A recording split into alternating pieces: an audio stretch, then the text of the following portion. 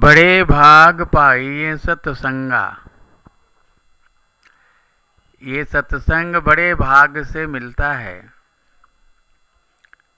इससे बिना किसी प्रयास किए हुए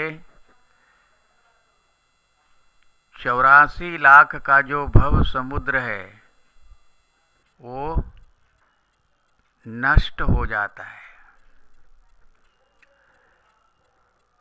जीव उस 84 लाख भव समुद्र के पार चला जाता है।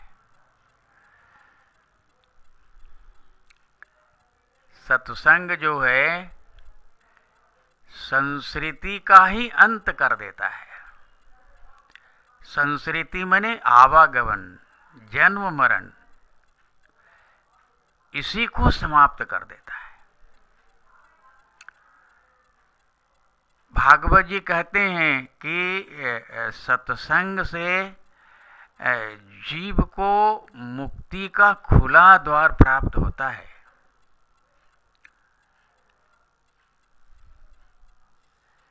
और बिना सत्संग के न तो ज्ञान होता है, न विवेक होता है, और वो भी भगवत कृपा से ये सत्संग प्राप्त होता है। इतना ही नहीं है, सत्संग से बड़े बड़े दुष्ट प्रकृति के लोग भी सुधर करके और बिल्कुल भगवत पारायण हो जाते हैं। वाल्मीकि नारद घट योनि, निज निज मुखनि कही निज होनी। रत्नाकर जी का जीवन, नारद जी का जीवन,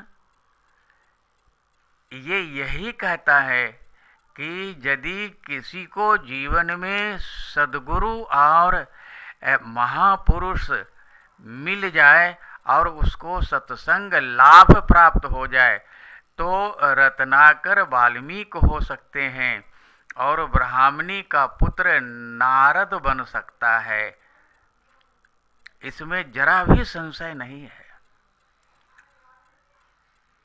सत्संग का तुरंत फल प्राप्त होते देखा गया है। और इस सत्संग के द्वारा एक काक हो ही पिक बकऊ मराला।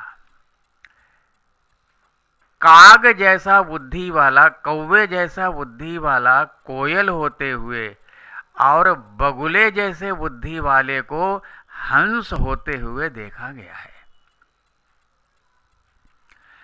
दूसरे, सत्संग सब जगह, सब समय, सब देश में सुलभ है और इसका सेवन करने से, इसका लाभ उठाने से सब प्रकार के क्लेश का अंत हो जाता है। जितना भी अभी तक लोगों को कीर्ति मिली है, सद्गति मिली है, ऐश्वर्य मिला है, उसका कल्याण हुआ है, उसको आप सत्संग का ही प्रभाव समझिए। लोकहु वेद न आन उपाव। लोक में और वेद दोनों इसी बात की ओर इंगित करते हैं, इसी बात को पुष्ट करते हैं। विधि हरिहर कवि कोविद वाणी, कहत साधु महिमा सकुचानी। ब्रह्मा जी भी हरि बने, विष्णु भगवान, हर मने शंकर जी, कवि मने संत और कोविद मने महापुरुष, ये लोग भी सत्संग की महिमा कहने में संकोच करते हैं।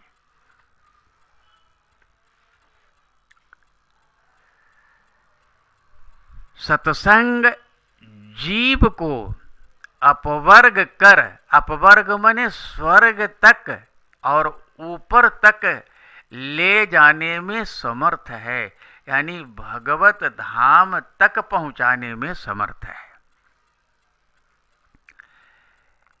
शुद्ध सत्संग जीव को तभी प्राप्त होता है जब उस पर भगवत कृपा होती है।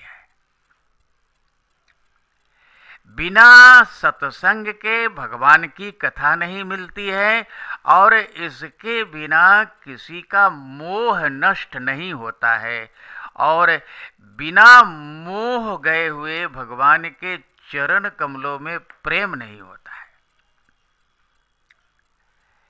कहीं कहीं शंकर भगवान कहते हैं जब बहुत समय तक सत्संग किया जाता है तब जाकर के सब संशय नष्ट होता है, जीवन मरण का अर्थ समझ में आता है और जीवन का असल लाभ उसका ज्ञान हो जाता है।